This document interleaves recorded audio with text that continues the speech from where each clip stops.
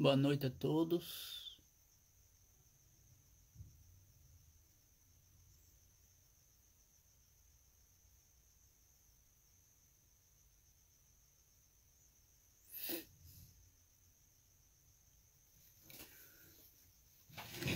Que Deus nos abençoe.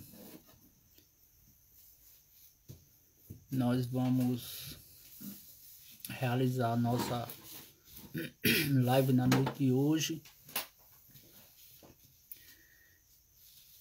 Boa noite, Inês. Boa noite, Dona Maria. A todos que já estão entrando na nossa live. Boa noite, Betânia. Lenice, boa noite. Nossa amiga Lenice, conhecida por todos como Tica. Lenice de Condado. Aline Portan, boa noite. Obrigado sempre pelos incentivos. A Claudeci, boa noite. Inês, boa noite. Nós, como sempre de costume, estamos realizando as nossas reuniões online, as nossas reuniões de estudos e doutrinárias ainda de forma online. Até a segunda ordem, boa noite, Nilson. Até a segunda ordem, nós realizaremos o nosso trabalho aos domingos, que geralmente se dedica às reuniões doutrinárias, de 19h30 às 20h30, e às quintas-feiras, que é uma reunião mais configurada como tema de estudo, também 19h30 às 20h30, só que nesse modelo online nós não estamos, boa noite Luiz Cláudio, boa noite Marineide, nós não estamos interagindo com o palestrante como nós fazemos presencialmente, né? Após o término da exposição, as pessoas que estão assistindo interagem perguntando ao palestrante. Boa noite, Cláudio Ivan. Boa noite, Dona Ceci. Então vamos já iniciarmos os nossos trabalhos, rogando a espiritualidade amiga nesse momento, que nos assiste, a equipe amiga do Caminho da Luz, para que possa se fazer presente no lar de cada um que está conectado nas redes da internet, e também aqueles que estão ligados por pensamento, que por um motivo ou outro não irão estar aqui conosco interagindo, que essas vibrações também cheguem a eles, aos nossos irmãos enfermos, aos que estão nos hospitais, nas UTIs, nas salas vermelhas, nos blocos cirúrgicos, aqueles que nos pedem prece por toda uma humanidade que se encontra nesse momento aflita. Que Deus abençoe a todos, abençoe a nossa cidade, ao nosso bairro, ao nosso quarteirão, as cidades dos irmãos que estão interagindo. Que Henrique Salazar possa nos guiar, nos orientarmos, e que assim possa dar tudo certo na noite de hoje, porque de qualquer forma nós ficamos refém da tecnologia. Então que Deus abençoe e que Deus nos proteja. Hoje nós vamos falar de um tema que é muito debatido, e quanto mais se debate, mais necessidade nós temos, porque nunca vai se esgotar. Na realidade, quando Claudeci me pediu o tema, eu queria falar sobre, mas não sabia o conteúdo ainda do que se tratava o tema. E às vezes essa coisa, a gente fala muito em psicologia, numa questão de sincronicidade, nós não escolhemos o tema nos escolhe. Mas espero que dê tudo certo, que as nossas reflexões possam ficar dentro e alicerçadas da doutrina espírita, sob as bases de Allan Kardec. porque Kardec é a nossa base, é a nossa estrutura. Então, com Kardec nós podemos avançar, nós podemos lançar luzes em determinados assuntos. E eu escolhi, ou melhor, escolher o tema desse livro que nós já falamos na nossa live passada, Conflitos Existenciais, psicografado por Divaldo Pereira Franco, ditado pelo espírito de Joana de Ângeles. O tema: ansiedade. Ela divide-se em psicogênese da ansiedade, desdobramento dos fenômenos ansiosos, e ela sempre no final fecha com a terapia para a ansiedade. Nós estamos passando por momentos de muita ansiedade, são momentos muito ansiogênicos. Então a humanidade inteira está tomada dessa emoção, que é uma ansiedade natural, o desejo de que ocorra o que se aguarda, a normal expectativa em torno de fenômenos existenciais compõe um quadro saudável na existência de todos os indivíduos equilibrados. Então é uma emoção natural, é uma expectativa diante de algo que vai acontecer nas nossas vidas, de algo que a gente está querendo realizar.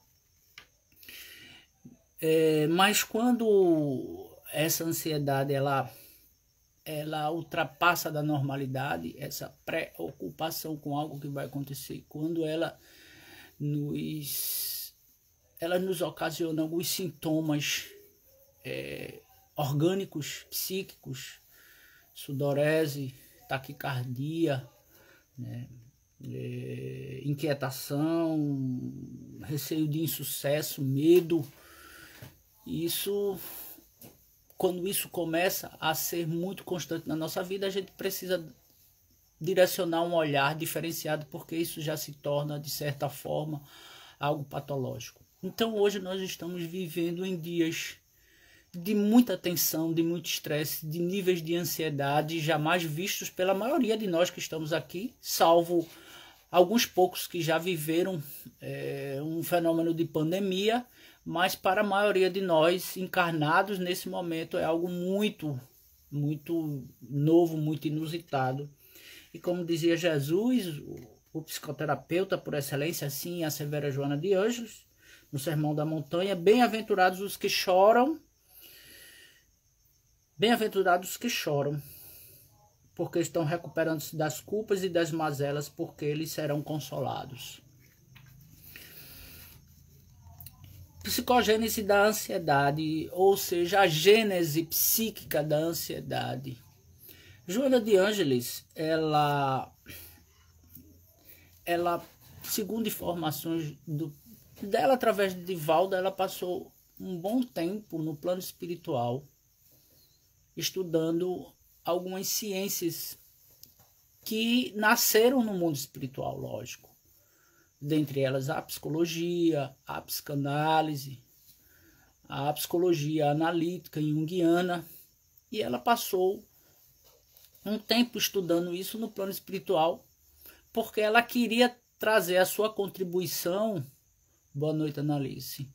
Ela queria trazer a sua contribuição para a doutrina espírita e lançar as luzes da doutrina espírita nessas ciências que tanto nos ajuda a entender o nosso comportamento, as nossas emoções, os nossos sentimentos e afetos. Boa noite, Dulce. Seja bem-vinda. Então, ela nesse trabalho, ela vai iniciar com o estudo da psicanálise para entender a psicogênese da ansiedade. Ela vai se respaldar de um teórico inglês, psicanalista da escola inglesa, John Bowlby, que escreveu esse livro, O Apego. E para que a gente possa entender, e também vai citar aqui Freud, depois vai transitar pela psicologia junguiana e fechar com a doutrina espírita para que a gente possa entender um pouco dessa questão que tanto nos inquieta. Afinal de contas, hoje, no Código Internacional de Doença, no CID-10, nós temos transtornos de ansiedade. São vários transtornos de ansiedade em que a humanidade procura, de alguma forma, tanto os consultórios médicos quanto os consultórios dos profissionais de psicoterapia, de psicanálise, para dar conta desse transtorno que invade o ser, que vem a revelia do ser, que vem muitas vezes sem ele desejar, e às vezes vem motivados por questões extremamente inconscientes, ou também por questões da atualidade, como já falávamos, né, de fatores estressores a qual nós estamos vivendo. Então ela diz assim: são muitos os fatores predisponentes e preponderantes que desencadeiam a ansiedade. Aí ela vai começar. São muitos fatores, não tem um só fator. Eu sofro de ansiedade, um transtorno de ansiedade generalizada, eu sofro de um transtorno do pânico, uma agorafobia, porque é isso e isso. Não existe uma causa específica, existem causas que antecedem. Além das conjunturas ancestrais defluentes dos conflitos trazidos de existências transatas, ela diz, além dos problemas que a gente traz dos nossos conflitos, das nossas questões existenciais do passado que não foram resolvidas, a criança pode apresentar desde cedo os primeiros sintomas de ansiedade no medo inato do desconhecido, denominado por John Bowlby como vinculação e do não familiar. Em realidade, essa vinculação apresenta um lado positivo, que é o de oferecer-lhe conforto e segurança, especialmente junto à mãe, com a qual interage em forma de prazer. Desde o nascimento, havendo este sentimento profundo, a criança prepara-se para uma sólida interação com a sociedade e demonstra-o desde o princípio, quando qualquer alegria ou satisfação proporciona-lhe um amplo sorriso, apresentando-se calma e confiante. Quando isso, porém, não ocorre, há uma possibilidade da criança não sobreviver ou atravessar períodos difíceis em face do medo inespecífico que seria originado pela ausência da mãe, que os psiquiatras identificam na conduta de ansiedade livre e flutuante, que é uma ansiedade sem causa específica e que toma conta do indivíduo, e essa ansiedade é por qualquer coisa que possa aparecer, até por coisas insignificantes. Então, o que ela quer dizer ao estudar John Bowlby, esse psicanalista inglês, que estudou as crianças no pós-guerra, e ele começou a entender que existe algo no ser humano que nós trazemos inato, que se chama apego. Esse apego, ele é desenvolvido, a criança desenvolve com a pessoa principal, a qual direciona os primeiros cuidados de proteção a essa criança. E essa primeira pessoa, a grosso modo, a primeira pessoa que a criança desenvolve uma relação de apego e de interação é a mãe. O primeiro ser que o indivíduo toma conhecimento é a mãe. Então, a psicanálise, ela vai dar muita importância a essa questão da relação de mãe e bebê, da nossa relação do passado, e como essas questões, elas foram tão decisivas para o desenvolvimento da personalidade até os dias atuais. Há um psicanalista chamado Otto Rank, que ele vai dizer que o nascimento também gera um trauma. A forma como a criança nasceu.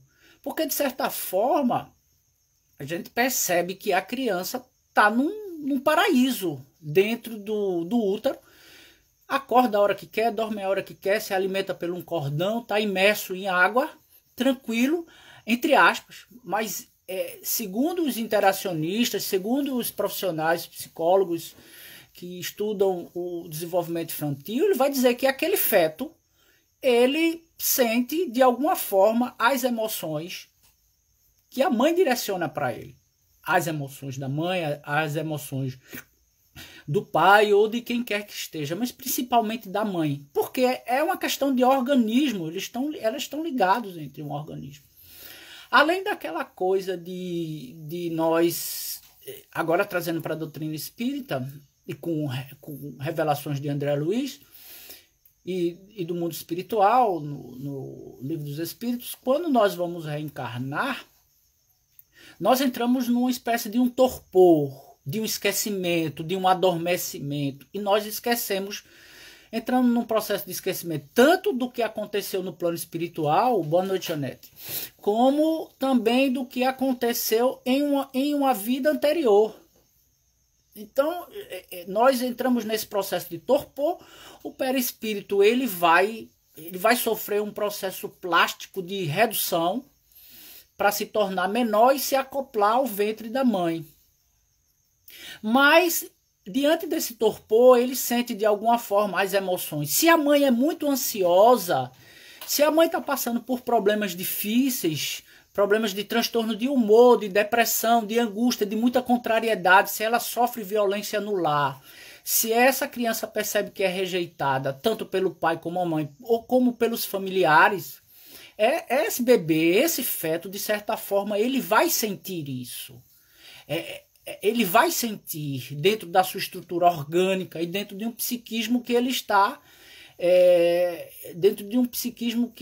desenvolvendo dentro do ventre e quando nasce. Quando nós nascemos, segundo a psicanálise, segundo a psicologia, segundo os estudos nessa área, nós nascemos totalmente inconscientes. Mas isso tem uma relação muito grande com o que a doutrina fala. A doutrina fala que a gente entra num processo de torpor, de esquecimento. Então, quando nós nascemos, nós somos puramente inconscientes. Os psicanalistas vão dizer que nós somos só id. Id que para os freudianos e para as psicanálises significa o inconsciente.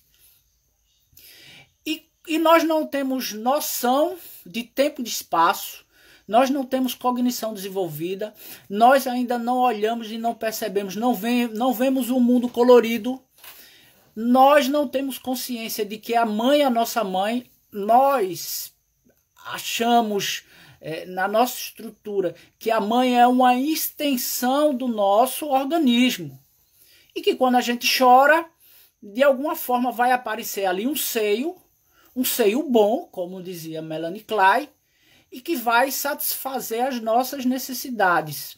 Até então, até os 3 meses de idade, a criança pode sorrir para todo mundo, mas ela não conhece ainda. A partir do 6º, 7º, 8º mês é que a criança vai começar a entender quem é realmente a pessoa responsável pelos cuidados dela. Ela vai começando a desenvolver uma questão do que chamamos de ego.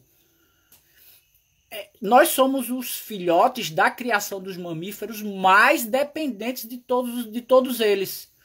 Porque nós passamos grande parte da nossa infância dependente dos nossos pais. E tem pessoas que, ao crescer, também continuam achando que sua mãe ainda continua sendo uma extensão dele, que sua mãe continua ainda sendo obrigada a atender às suas necessidades, sejam elas físicas, financeiras, e tem pessoas adultas ou até idosas que nunca conseguiram romper com essa relação de mãe e filho, né? Então, a criança vai aos poucos desenvolvendo essa coisa da consciência, vai discernindo o que é mãe, o que é dele e o que não é dele. Ele começa a chorar e ele percebe que quando ele chora, o seio não aparece automaticamente, porque até então ele chorava e a mãe chega com o seio e coloca, e ele começa a amamentar. E ali sacia sua fome, E ali gera uma sensação também de prazer para ele.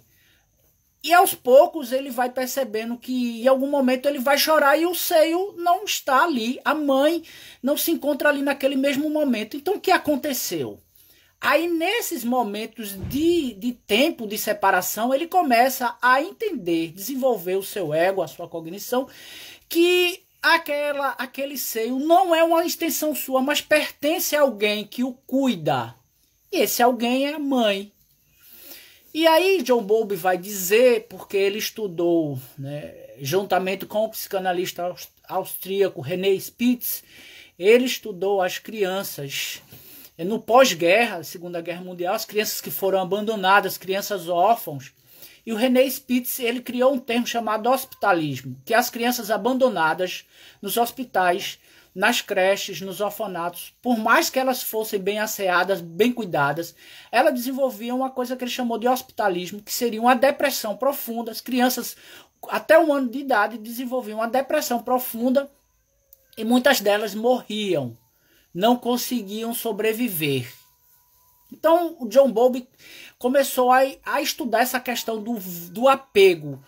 A criança desenvolve um apego com essa mãe cuidadora, com essa mãe que o Winnicott define como uma mãe suficientemente boa que começa a entender e fazer a leitura das necessidades do seu filho. E o choro para a criança é a primeira linguagem, porque não nasce sabendo falar nada, não consegue articular os seus membros, e a única linguagem que a criança tem é o chorês. Então, há diferenças de choro. O choro da fome, o choro da insônia, o choro da cólica, o choro quando ele está se sentindo sujo.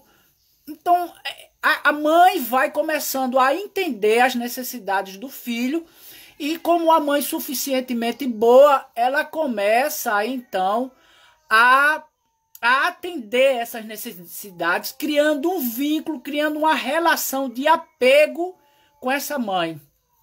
Essa relação saudável de apego com a mãe vai ser extremamente importante para o desenvolvimento da criança, do adolescente, do adulto.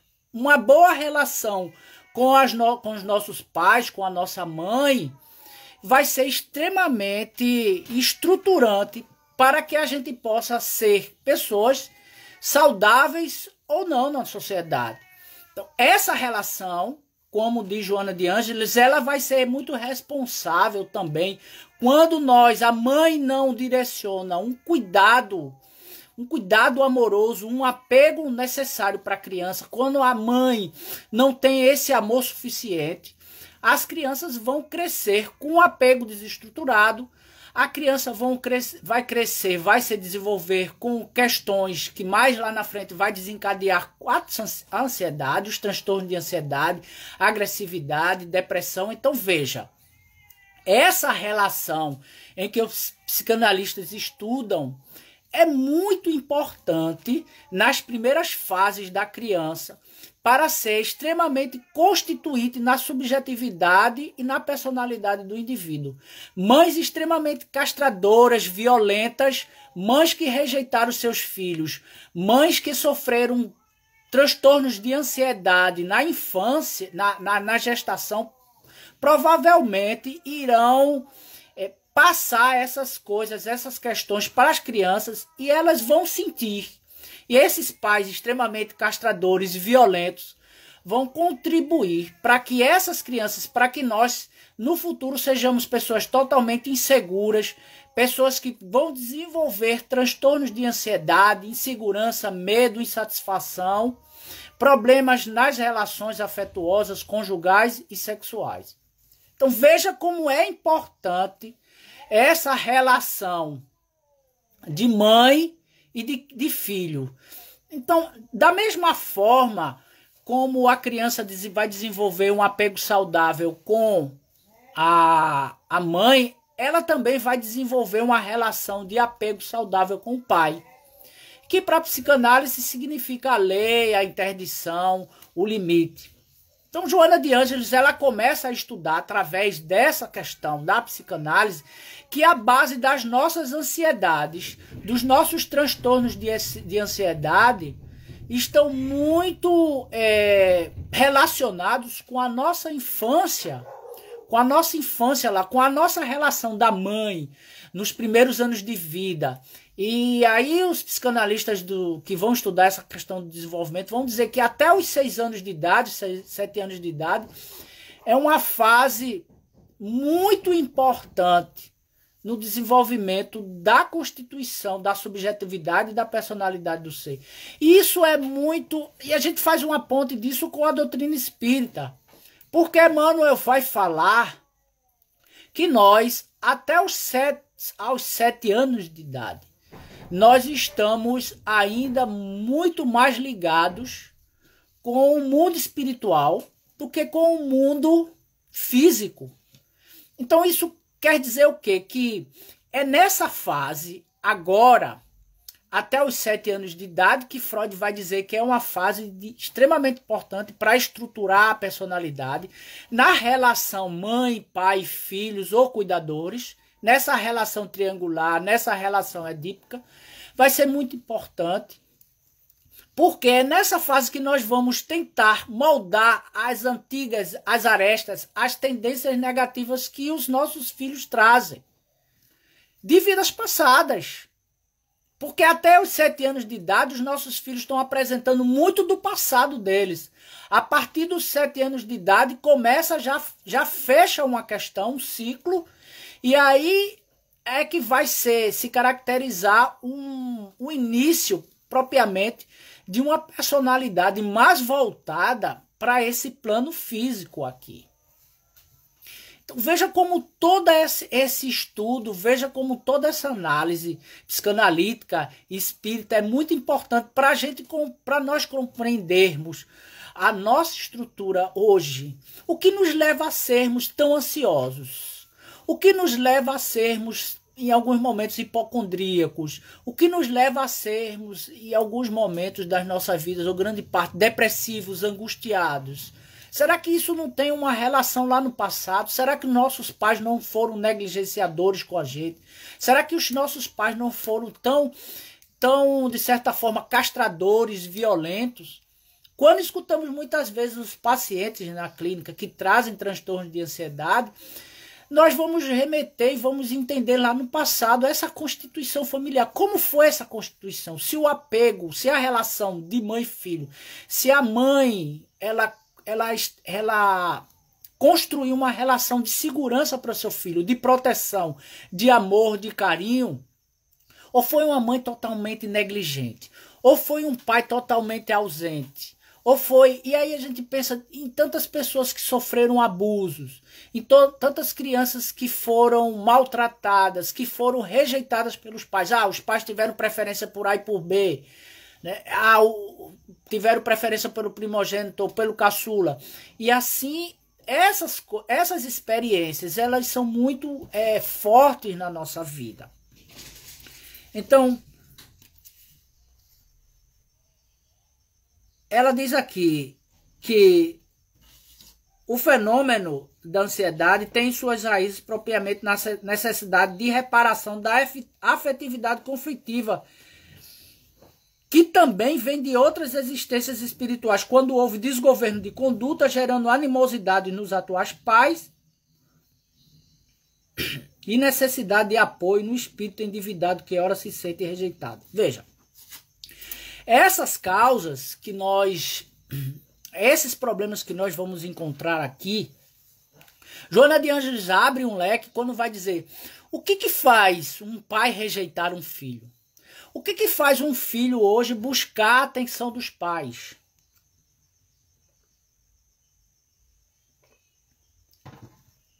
Por que os pais têm tanta aversão a determinados filhos?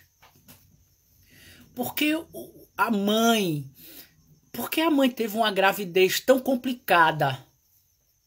E a doutrina espírita fala, aqueles partos muito complicados, quando os filhos trazem muitos problemas na gestação, é porque o espírito é muito comprometido e tem uma relação de comprometimento muito grande com essa mãe. Então, Joana de Ângeles vai dizer, esse filho carente de hoje e esse que necessita do apoio, da atenção dos pais, e esses pais que rejeitam os filhos, eles têm uma causa em vidas, em existências passadas. E aí, vem com essa oportunidade aqui na Terra, nesse processo de família, para reconstruir e ressignificar o passado. Mas grande parte da humanidade não tem conhecimento dessas mensagens espirituais que nós estamos sempre estudando e muitas vezes contribuem não para um resgate do passado, mas ainda para um comprometimento maior ainda com seus filhos. Então, em vez de ressarcir o passado, agudizam mais os conflitos e se tornam ainda mais animosos entre si, inimigos entre si. Quando, na realidade, o lar é o verdadeiro laboratório, é o cadinho de transformações dos nossos espíritos. É o reencontro tanto de afetos como desafetos. No inconsciente do indivíduo inseguro existe uma necessidade de autorrealização. Joana de Ângeles diz que não conseguida favorece-lhe a fuga pela ansiedade. Todo indivíduo inseguro, ele de certa forma, ele quer ser uma pessoa notada, ele quer ser uma pessoa aceita, ele quer ser uma pessoa amada, ele quer ter sucesso. E quando isso não ocorre, isso desenvolve uma coisa que é chamada fuga pela ansiedade, normalmente produzindo-lhe desgaste no sistema emocional, por efeito, gerando estresse no comportamento.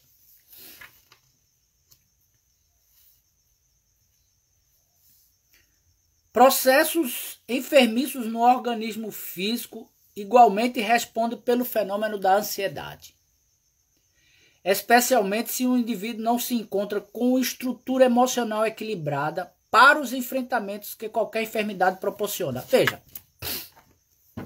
trazendo para essa questão atual aqui, quando nós falávamos lá no início desses fatores fortíssimos que nós estamos vivendo, extremamente ansiogênicos, que é a pandemia.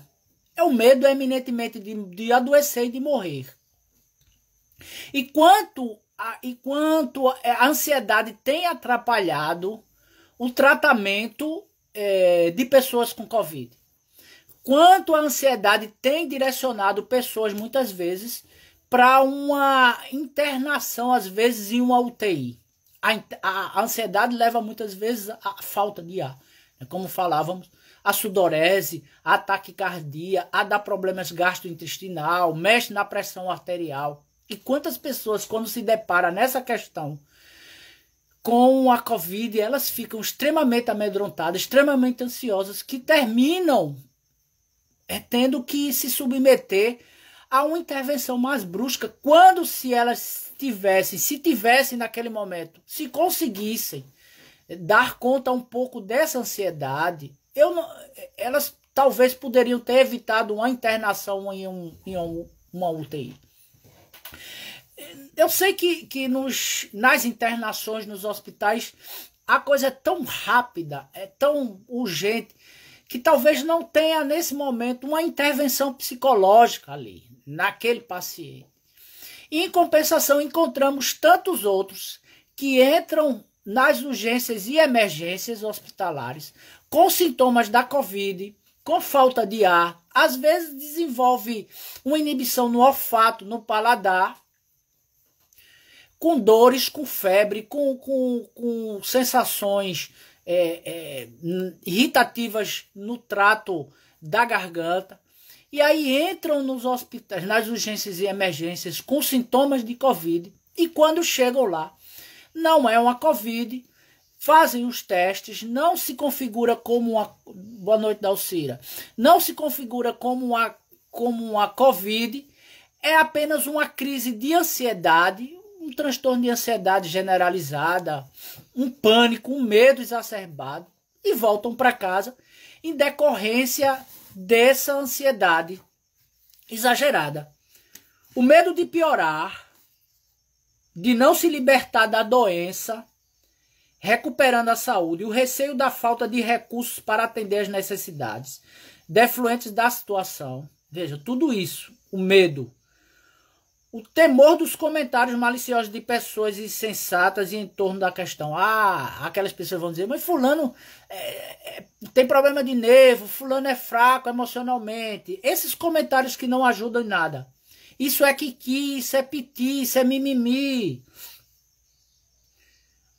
O pavor da morte favorece o distúrbio de ansiedade, que se agrava na razão direta em que as dificuldades se apresentam. Se agrava na razão direta em que as dificuldades se apresentam. Então, quando nós estamos desequipados de um equilíbrio emocional, de um equilíbrio psicológico, quando não temos estrutura, nós pioramos em determinados quadros da nossa saúde. Por isso que quando nós estamos enfermos, seria necessário que a doença fosse tratada como um todo, não apenas como um sintoma orgânico, porque o indivíduo não deve ser olhado apenas como organismo. Ele é psíquico, ele é espiritual. A nossa medicina ainda é muito cartesiana, materialista. Então, se o indivíduo não está bem psicologicamente, se ele é inseguro, diante de uma doença, ele vai o quadro vai piorar muito mais ainda. O pavor de morrer, o pavor de não ficar bem. E eu escuto muitos casos assim de pacientes bem neuróticos, em que dizem, meu problema demora tanto para cicatrizar, enquanto as pessoas, uma gripe é normal, comigo passa semanas, passa um mês. E às vezes eu fico até pensando, será que vai ter cura? São pessoas muitas vezes hipocondríacas ou pessoas extremamente ansiosas, e que a gente vai ver lá atrás, lá como falou Joana de Anjos, nessa relação, como foi que nós fomos tratados nessa relação lá com nossa mãe, como foi esse ambiente, esse ambiente foi suficientemente bom, nós fomos tratados com amor ou nós fomos tratados com severidade, porque tudo isso, aliado às nossas deficiências espirituais, tudo isso agrava a nossa situação presente.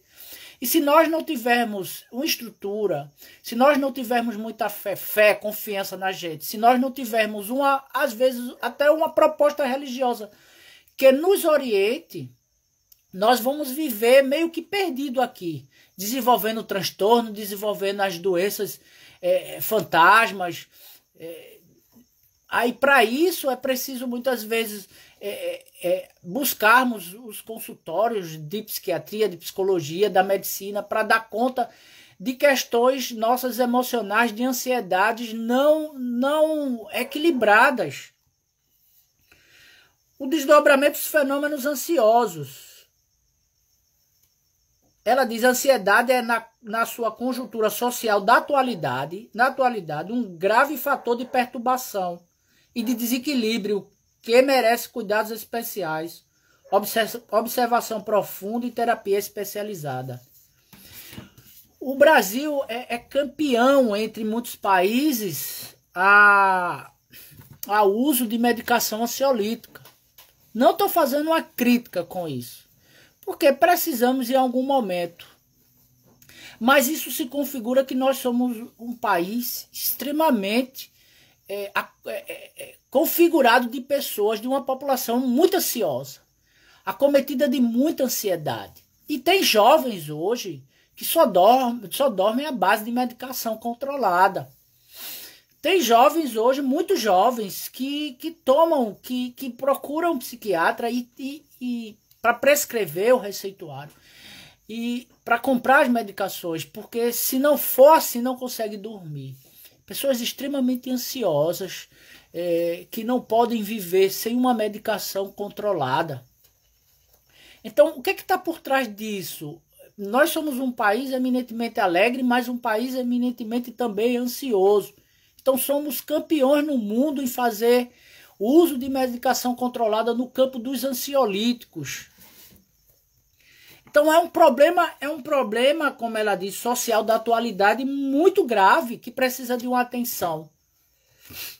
A ausência de serenidade para enfrentar os desafios da existência, ela diz assim, desdobramentos dos fenômenos. A ausência de serenidade, nos falta serenidade para enfrentar os desafios da existência, faz que o comportamento do indivíduo se torne doentio.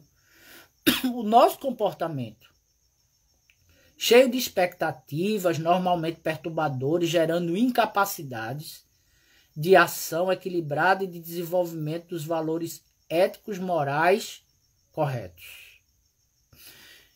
Essa serenidade que nos falta diante do inusitado. Nós não temos conhecimento do que fomos no passado. Nós não sabemos do que fomos no passado. Nós temos algumas pinceladas muito leves. Nós não temos a dimensão. E, por outro lado, nós não sabemos o que vai acontecer no futuro. Nós desconhecemos o passado e não conhecemos o nosso futuro. E isso causa, muitas vezes, uma ansiedade. Não sei quem fui no passado, nem sei o que vai me acontecer no futuro. Desconhecimento do passado e desconhecimento do futuro. E de certa forma, nós, em algum momento, dizíamos, eu tenho controle da situação, tudo estava sob meu controle, isso é um lei de engano, nós não temos controle de nada aqui na Terra. Nada nós temos controle, porque às vezes nós estamos numa situação financeira tão boa, nós estamos numa situação de saúde tão boa, e de repente dá um revés e a gente fica mal financeiramente, a gente, boa noite, Norma, a gente adoece fisiologicamente, psiquicamente. Então, se não tivermos a serenidade no momento e aí vem a questão da fé. A etimologia da palavra fé não significa acreditar, é confiança. O que a gente precisa ter é confiança. Confiar em quem? Confiar em Deus. Confiar em Jesus, confiar na espiritualidade. Para que a gente possa passar por essas adversidades. Porque se a gente não conhece o passado, desconhece o passado e não tem conhecimento do que vai acontecer no futuro, nós ficamos meio que assim, e agora? Se nós não tivermos serenidade, a gente vai desencadear uma ansiedade, um transtorno de ansiedade. Aí a gente não dorme, a gente não se alimenta, a gente fica com o corpo totalmente tomado de suor, a sudorese, a gente vai desenvolver taquicardia, o coração acelerado, com a sensação de que vai morrer, faltando ar. Então, são essas questões que, faltando a fé, a confiança e a serenidade, é o que nos vai restar. São os transtornos ansiogênicos, que está muito em voga hoje. E as pessoas procuram tratar isso, hoje, as nossas emoções, com medicação. É medicação para tristeza, é medicação para ansiedade, é medicação para transtorno de humor, sem procurar entender as causas, nem tratar a causa disso tudo.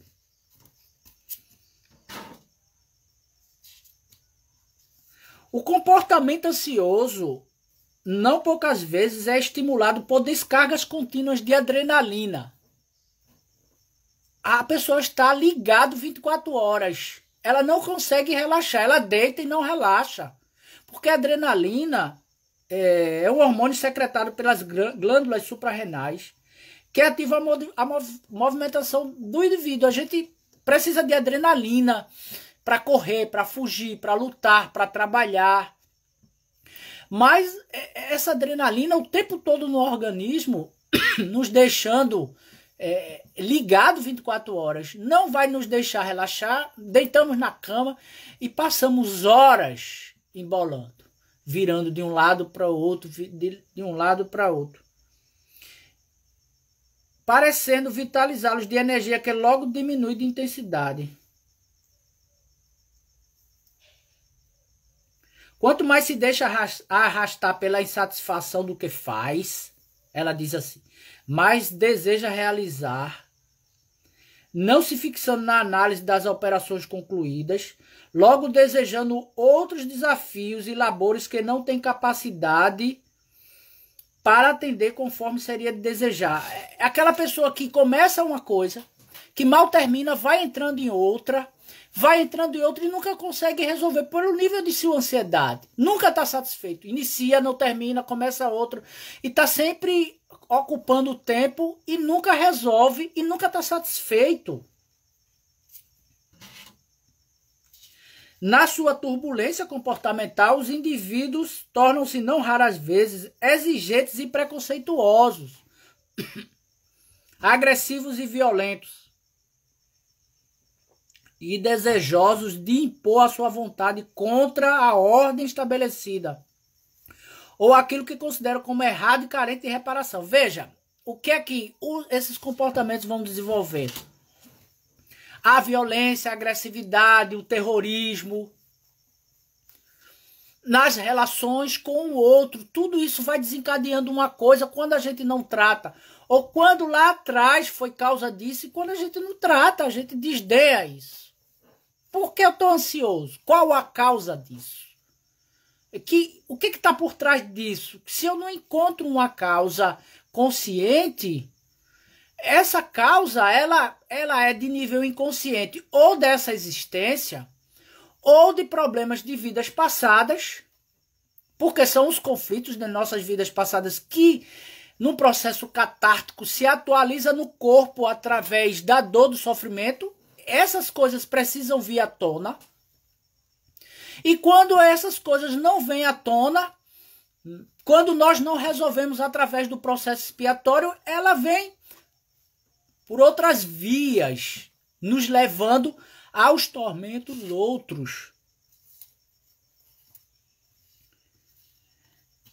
Então ela traz aqui, ela traz a terapia para a ansiedade. Inquestionavelmente, todas as aflições e todos os desapontamentos que aturdem o ser humano, tudo que nos causa aflição, procedem-lhes do espírito. Tudo procede do nosso espírito, que é atado aos conflitos que se derivam das malogradas experiências corporais transatas. Então, qual a causa? Não tem aqui uma causa. Que ansiedade, que transtorno de ansiedade? Ah, minha mãe, eu tive um relacionamento, uma infância boa, rica, minha mãe foi suficientemente boa, me protegeu, me amou, me educou. E esse transtorno de ansiedade? O que é isso na minha vida? Ah, os neurocientistas vão dizer, você tem um problema cerebral, alguma coisa aí que faz excesso de adrenalina, né, de cortisol, você não distribui bem a ocitocina, a endorfina, a dopamina, então o pouco disso no seu organismo vai gerar um transtorno de ansiedade. Eles vão tratar isso quimicamente, a química do cérebro. Mas existe algo por trás do cérebro. Existe algo que pensa. O cérebro é apenas um instrumento. Existe o ser pensante, a mente, o espírito. O self, ela traz esse termo self em inglês, o si mesmo, na tradução para o português, que na linguagem espírita é o nosso espírito.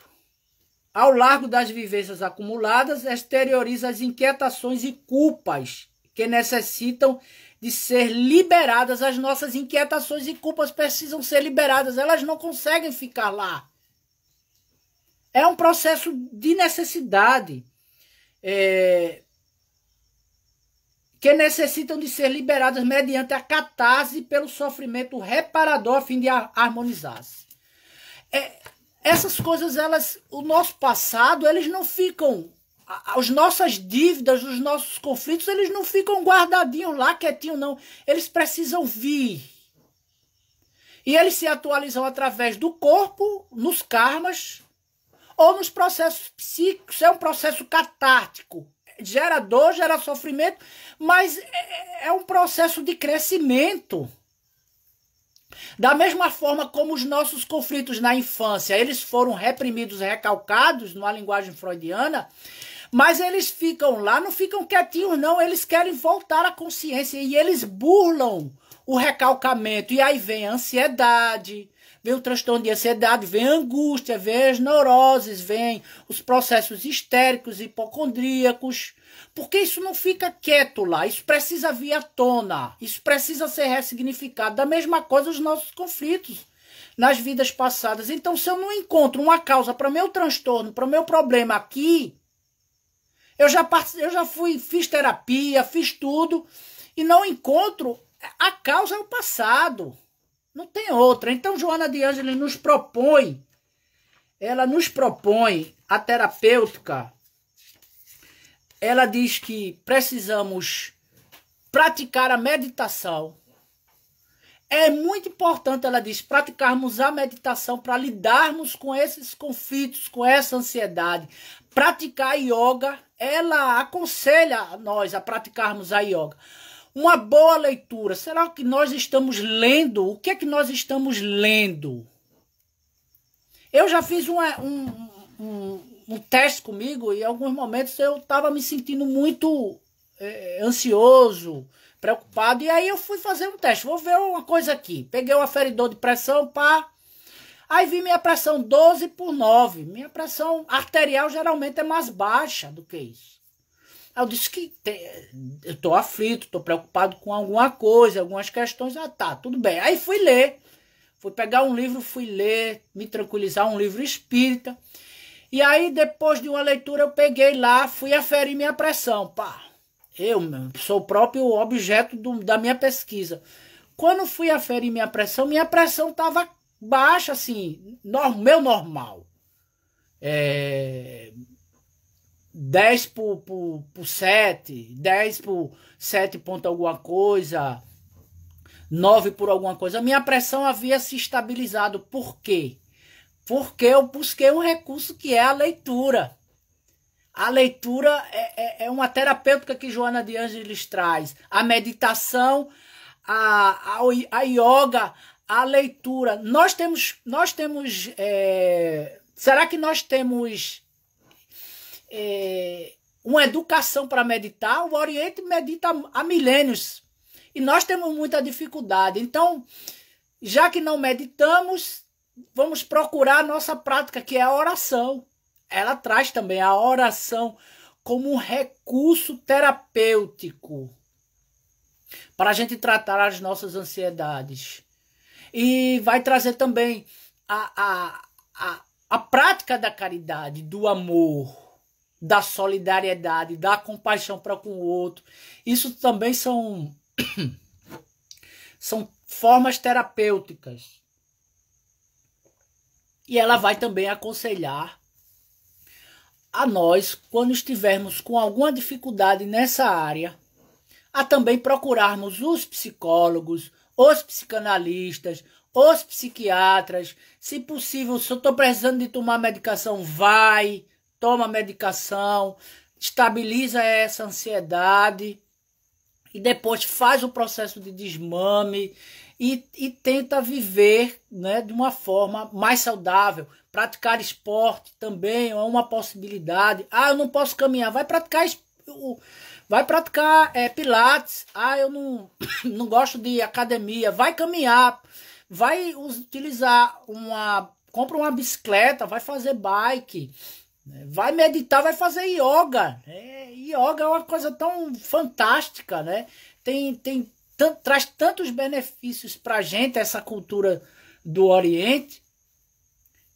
Então, essas sugestões, essas orientações que Joana de Ângeles nos traz para que a gente possa lidar com isso que a gente chama de ansiedade, quando ela está na sua forma patológica, que sai dos níveis de normalidade. E como dizia Jesus, bem-aventurados os que choram. Quem é que não está chorando hoje na Terra? Quem nunca chorou aqui na Terra? Quem é isento disso? Só os psicóticos, só os indiferentes, só os perversos, Só os sociopatas que nos choram. Mas a grande maioria... Quem é que não está chorando hoje? Quem é que não está passando por um processo difícil? Bem-aventurados vós que choram, porque sereis consolados. Só da gente ler essa passagem do Cristo, isso já se torna um refrigério para os nossos espíritos. Já se torna um calmante. E a doutrina espírita tem essa coisa de consolar, de nos consolarmos nesse momento tão difícil. Tenha fé. Todos nós vamos passar por isso. Se não for no corpo, vai passar fora do corpo. Porque também a consciência que nós temos que nós não vamos ficar eternamente nesse corpo. É apenas uma passagem aqui. Esse corpo é apenas uma roupagem que nós utilizamos para nós nos redimirmos do nosso passado, do nosso karma, e também para crescermos utilizando desse mesmo corpo para promover o nosso crescimento espiritual, nosso crescimento emocional, nosso crescimento psicológico. Então é preciso nesse momento confiança, fé, esperança, porque a doutrina espírita nos traz isso. Não é uma consolação, vamos dizer, passiva, é uma consolação que te leva para a luta. Ah, está acontecendo isso, mas eu não vou parar diante dessas dificuldades. Eu vou caminhar, eu vou andar, eu vou trabalhar, eu vou ressignificar tudo isso para que eu possa vencer, ou para que eu possa caminhar com isso. Ah, eu já tentei de todas as formas, eu não consegui a cura desse problema, dessa doença. Ah, eu não consegui a cura do meu transtorno psíquico. Eu não consegui a cura do meu transtorno emocional, do meu transtorno de humor. Isso significa, numa linguagem espírita mais profunda, que essa doença sua hoje, que essa doença que é minha, que é de qualquer um, ela nada mais, nada menos é do que o nosso próprio remédio. É o remédio para que a gente possa se desvencilhar do nosso passado e sermos aquilo que Jesus falou, termos a túnica nupcial, o nosso perispírito alvo, limpo, destituído das nossas mazelas, dos nossos conflitos, dos nossos desacertos, das nossas mazelas espirituais, dos nossos desencontros afetivos. Então é dessa forma, só no corpo, reencarnando, espiando, de uma forma resignada, provando que nós vamos crescermos e nos tornarmos pessoas melhores, pessoas integrais, pessoas completistas. Eu queria agradecer a todos a paciência, a atenção que nos foi dispensada e pedindo a Jesus, como esse excelso psicoterapeuta, como de Joana de Ângeles, que nos ajude a dar conta de toda essa demanda que ora nos chega. E lembrando que ele disse que não coloca fardos muito além das nossas forças físicas e espirituais. Muita paz a todos, que Jesus nos abençoe, que Jesus nos fortaleça e nos dê a condição de vivermos e de vivenciarmos e de passarmos por todos esses testes a qual nós estamos submetidos. Que Deus nos abençoe, muita paz, muita luz para todos nós, que assim seja.